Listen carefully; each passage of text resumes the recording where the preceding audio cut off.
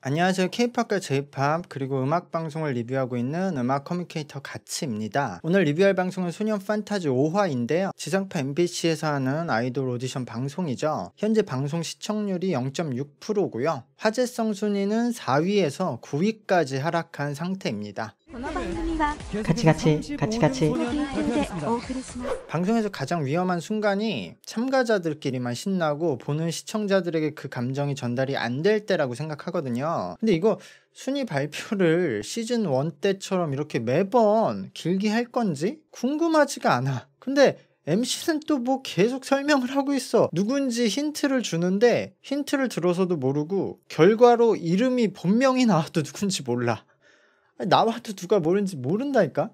이제 무대 위에서 공연 한두 번씩 했는데 시청자들은 누군지도 모르는데 저렇게 한 명 한 명씩 다 발표하고, 근데 이거를 또 뭐 2, 3회마다 하겠다는 거잖아. 그냥 이거 이미지로 순위 띄우고 5초만 주면 되는데. 그러니까 시청자 투표 합산해서 37위까지 합격을 하고 이번 라운드에서 맡은 그 프로듀서가 한 명을 추가 합격해요. 그러면 결국 4명 탈락을 하는 건데요. 지금 4명 탈락을 발표하려고 방송 48분을 했어. 이거 그냥 탈락자 호명 한 3분 동안 4명 발표하고 순위 발표는 그냥 이미지로 5초면 된다니까? 지금 얘네들 순위 발표를 누가 48분을 본다고. 이거 수요가 누가 있어? โรคประจำตัวเป็นอุบัติเหตุที่เคยเกิดขึ้นกับตัวผมก็กลับไปที่ไทยก็มันต้อง 뭐야 이건 또. 이 편집은 뭐야? 이거 매기는 거야 뭐야? 노래 개 못한 장면으로 엔딩을 해? 이거 매기는 거 맞죠 이거는 사실?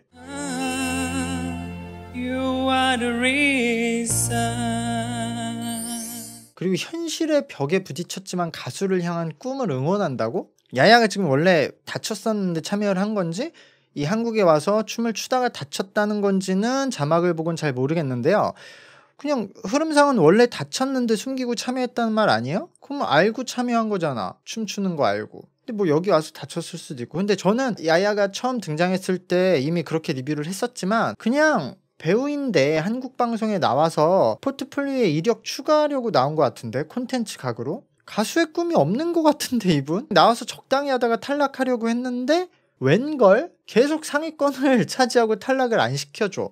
그리고 이거 합숙 생활 사실 진짜 힘들어요. 당연히 먹을 것도 잘 못 먹고 침대도 계속 안 좋은데 쟤는 말도 안 통하는데 엄청 단체 생활을 해봤겠어요? 근데 또 계속 춤과 레슨을 시켜. 계속 해야 돼. 옆에서 계속 하자고 하고.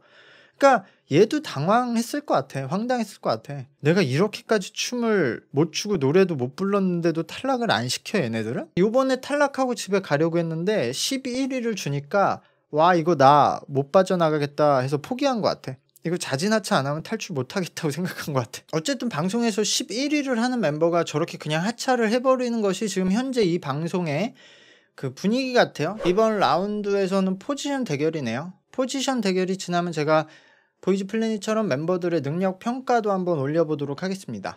와 이거 편집도 징하네. 이거 해보자는 건가? 순위 발표에 50분을 태우고 곡 선정에 30분 태우고 무대 2분 보여주고 끝이네요. 제가 이제 보이즈 플래닛 끝나고 피크타임 끝나니까 승부수다 5화가 라고 했는데 보란듯이 물맥이네. 혼자서 방영되는 첫 주에 이런 흐름으로 편집을 했네요. 이거 이 사람들도 테스트하나? 니들이 어디까지 해도 보나 보자 이렇게 테스트하나? 그리고 어쨌든 지금 잠깐 2분 나온 거 보니까 지금 멤버들이 다 각자 따로 춤을 춰. 전체 각을 안 맞추고 다 혼자서 춰. 그러니까 칼각이 안 나오고. 오늘 이 방송을 다 본 내가 레전드다 진짜. 오늘 이거 리뷰 올릴 게 없을 것 같은데요? 이거 다 막 지금 어쨌든 뭐 녹화야 방송 때문에 1시간 50분을 했지만 다 편집하면 뭐 2, 3분 나올 것 같은데? 내가 무슨 말을 했지? 아 그러면 혹시 그 방송 초반에 나왔다가 탈락했던 문재영님 노래 리뷰를 해볼까요? 초반에 나와서 그 트로트라고 했던 분. 알아봐줘, 아직 사랑을 모르지만. 그분이 탈락 후에 자기 채널에 뭐 노래를 올리셨던 것 같아요. 제가 라이브 방송할 때 어떤 분이 그분이 개인 영상 올리고 있는데 그 노래들은 어떤지 평가해달라고 하셨던 적이 있는데 제가 그냥 안 봤거든요. 사실은 그분이 제가 약간 신경이 쓰이는 포인트가 있어요. 저도 아마도 그 친구가 좀 비슷한 시절을 겪었던 적이 있어요. 제가 10대 때 그때는 서울에 실용음악학원이 하나도 없었다가 막 생겨날 시기였어요. 그래서 제가 온라인을 막 찾아봤는데 이 수도권에 학원이 한 3군데 있었던 것 같아요. 근데 그때는 아직 사람들이 노래를 돈 주고 배운다는 감각이 없었을 때야. 무슨 노래는 자기가 그냥 느낌대로 하는 거지 돈을 주고 배워 이랬던 시절이에요. 근데 제가 노래를 한번 어떤 건지 경험해보고 싶어서 그 3군데를 다 테스트해본다고 다 3개월씩 그 비싼 돈을 주고 그 당시에 배웠거든요. 한 군데는 서울이 아니라 경기도였어요. 그래서 엄청 멀었는데 3개월 한번 이악 물고 다녀봤는데 그중 하나가 지금 문재영님이 배운다는 그 김명기 선생님의 학원이었어요. 김명기 쌤하고는 그 이후에도 몇 번 이제 연결고리가 있는데 어쨌든 당시에 소위 국내 1세대 보컬 트레이너 분들이죠. 그분들은 솔직히 지금 생각하면 저도 나중에 이제 보컬 강사를 하면서 생각한 게 문제가 많았었어. 근데 그게 그분들은 어쩔 수 없는 환경에 문제가 있어요. 이거를 그냥 우리가 지금 생각해보면 당연하거든요. 그분들이 영어를 하실 줄도 모르고 해외 보컬 트레이닝 자료를 그래서 원문을 가지고 해석하시는 게 아니에요. 그리고 그분들이 뭐 해외에 가서 직접 당시에는 배워본 적도 없고요. 나중에는 배워본 분들도 있거든요. 그 1세대 보컬 트레이너가. 근데 당시에는 배워본 적도 없어. 그러니까 한국에서 해외에 그런 몇 개의 책, 한두 개의 책 번역본을 가지고 공부하신 분들 아니면은 한국의 이비인후과 의사분들이 낸 책을 보고 공부하신 분들이에요. 그러니까 그 당시에 뭐 세스릭스 그 책 번역본을 보고 가르친 분들이 많죠. 근데 여러분들 지금 책으로 보고 노래 연습을 하면 지금 심지어 유튜브 영상으로 자세하게 가르쳐주는 것도 보고 연습하면 노래가 느나요? 물론 그 중에서 소수의 인원은 그 방식이 본인의 몸에 잘 맞거나 원래 본인이 좀 타고난 상태인데 그 알을 깨지 못하고 있는 상태에서 그런 걸 보면서 연습을 그냥 많이 하게 해서 그냥 횟수, 판수로로 실력이 늘기도 하거든요. 근데 그런 영상을 보고 따라하면 사람의 몸과 상태가 다 다른데 그냥 똑같은 방법을 하게 되니까 엄청 먼 길을 돌아가는 거예요. 그리고 정확하게 이해가 되지 않으니까 그 과정에서 수많은 오류가 생겨요. 그러니까 한 10명 중에 1명은 더 나아지지만 9명은 오히려 안 좋은 버릇과 오류가 생기는 거예요. 근데 책은 어떻겠어? 그래도 나름 본인이 노래 연습을 많이 하고 노래를 잘하시는 분들이 그 책을 보고 해석을 했기 때문에 뭐 괜찮은 것도 있었는데요. 그래도 어쨌든 한계가 뚜렷했다. 가장 큰 한계가 용어 해석이었어요.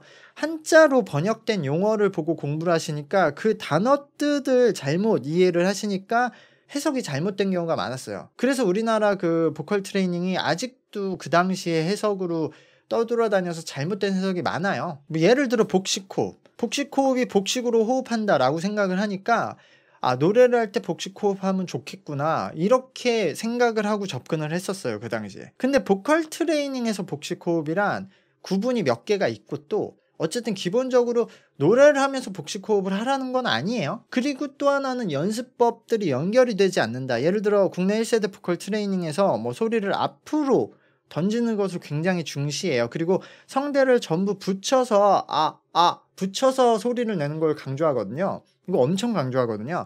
근데 이 방법들은 그때 챕터에서 그때 훈련 방식이지 노래를 할 때 항상 이렇게 하라는 게 아니거든요. 근데 그 당시 1세대 보컬 트레이너들은 노래 전체에 이걸 적용했죠. 근데 이후에는 직접 해외에서 레슨을 받아본 분들이거나 아니면은 해외에서 트레이너 경험이 있는 분들이 한국에 많이 들어왔어요. 그래서 아예 막 정반대 트레이닝이 나왔죠. 그래서 오히려 그때도 혼란이 더 생겼어. 충돌이 되니까 여기선 이러라고 하고 여기선 정반대로 하라고 하고. 근데 어쨌든 지금 그래서 아예 성대를 붙이지 않고 가성대를 기반으로 하는 뭐 장효진 트레이너 같은 분도 계시고요. 지금 합의실용음악학원에서도 예전에는 그분들도 다 붙이라고 하고 소리를 앞으로 던지라고 했는데 지금 트레이너 하시는 분은 소리를 안쪽에 담고 해야 된다. 그러니까 이렇게 아예 정반대 트레이닝 방법들이 나오고 있죠. 근데 어쨌든 저도 당시에 그렇게 노래를 배웠어요. 그래서 10년 정도를 전 날렸던 것 같아요. 가장 중요했던 시기를. 근데 그런 엄청난 오류와 실패 과정이 제가 이제 남을 가르치는 데는 큰 도움이 되었죠. 그러니까 저도 저런 분들을 딱 보면은 이제 판단이 되는 거예요. 지금 문재영 님이 딱 그렇게 배운 사람처럼 부르거든요. 성대 다 붙이고 소리 앞으로만 던져라의 상황이에요. 근데 이렇게 노래하는 보컬이 별로 없어요. 막 세상에 5대 락보컬 리스트들을 봐도 저렇게 안 부르거든요. 그러니까 이미 이게 잘못된 거죠. 노래를 좀 들어볼게요. 그래도 락 음악도 하셨네.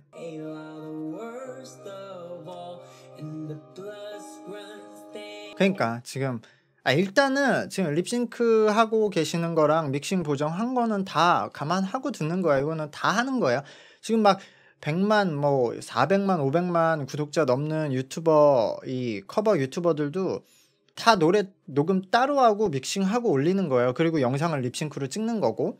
그리고 가수들도 그렇게 올려요. 근데 전부 다 이렇게 하는데 이런 상황에서 아 나는 진짜 라이브 영상을 올리겠어 하고 만약에 올리잖아요. 그럼 이제 사람들이 너무 못하는데? 왜냐면 이 사람들은 다 보정된 거에 익숙하니까. 그게 보정이라고 생각 안 하고 들었으니까. 그러니까 평가가 낮아지니까 어쩔 수 없이 다른 사람들도 그냥 립싱크 하는 영상들을 올리게 될 수밖에 없어요. 이게 이 판이 기준이 그렇게 올라가 버렸어요. 이거는 음악 방송의 보정도 비슷하거든요. 다른 방송들이 보정을 점점 세세하게 하니까 뒤에 시작하는 음악 방송은 하기 싫어도 시청자들의 앞에 방송 기준으로 보니까 보정을 안 할 수가 없어. 그러니까 지금 한국의 음악 보정은 진짜 거의 녹음 수준으로 계속 올라가 있죠. 그러니까 참 그런 게 이해가 되면서도 이게 맞아? 라고 생각은 들죠.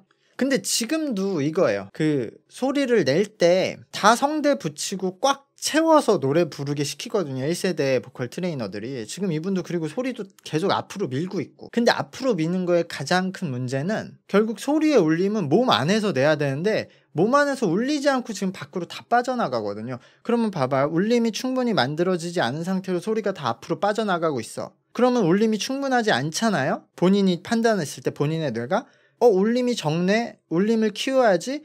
근데 몸 안에서 울림을 만들진 않고 계속 밖으로 내보내고 있으니까 그러면 성대에 과부하를 해서 아예 성대에서 볼륨 자체를 크게 내려고 하는 거예요. 그러면 이제 몸에 전체에 힘이 들어가서 그냥 앞으로 이렇게 되는 거죠. 그러니까 이게 악순환이야. 계속 그럼 힘이 들어가서 이 쪼이는 소리가 나올 수밖에 없어. 그러니까 처음부터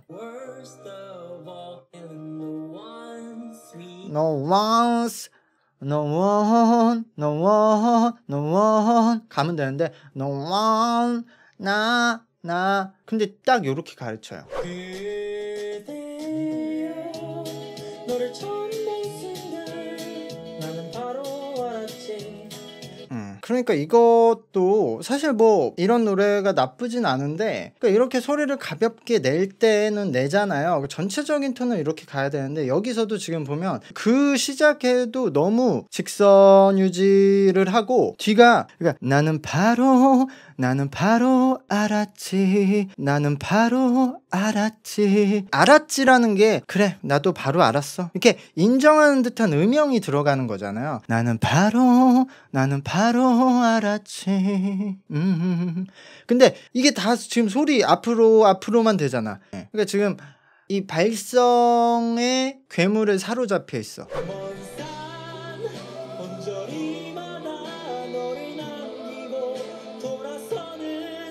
그러니까 이건 어쩔 수가 없어요. 왜냐면 지금 이 친구가 성대 붙이고 소리 앞으로만 집중하고 있으니까 당연히 여기서 완급 조절을 할 수가 없는데 거기서 성대 한 번 풀거나 소리 앞으로를 이 사람은 멈출 수가 없어. 중간에 멈추면 뒤에 노래가 안 돼. 근데 이렇게 부르시기 시작하면 모든 노래를 이렇게 부를 수밖에 없거든요. 근데 이거는 제가 말씀을 안 드려도 아마 본인이 가장 잘 알 거예요. 왜냐면 본인이 노래를 하고 이거 뭐 믹싱 맡기거나 뭐 편집하거나 할 거잖아요. 근데 본인이 라이브 때와 이렇게 할 때 본인이 한계가 있다는 것을 나는 예를 들어 이렇게 올릴 때 이거는 보정하고 이거는 편집하고 나는 요런 노래에 이런 부분밖에 못 부른다를 본인이 가장 잘 알고 있을 거예요. 그러니까 지금 방법이 좀 변화될 시기다. 저는 실제로 이분은 지금 어리지만 20대 중반까지도 이렇게 갔었어요.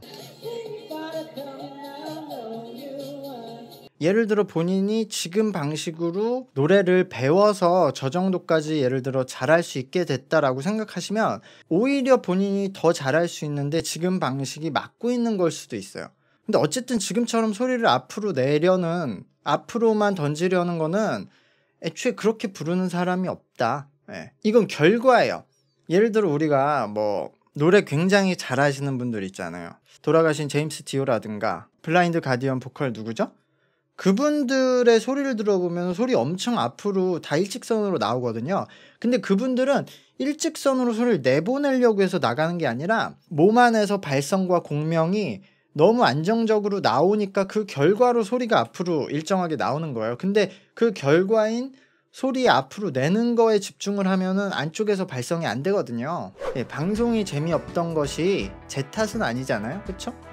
그러니까 제 영상에 구독과 좋아요는 잊지 말고 부탁드리겠습니다. 감사합니다. 안녕.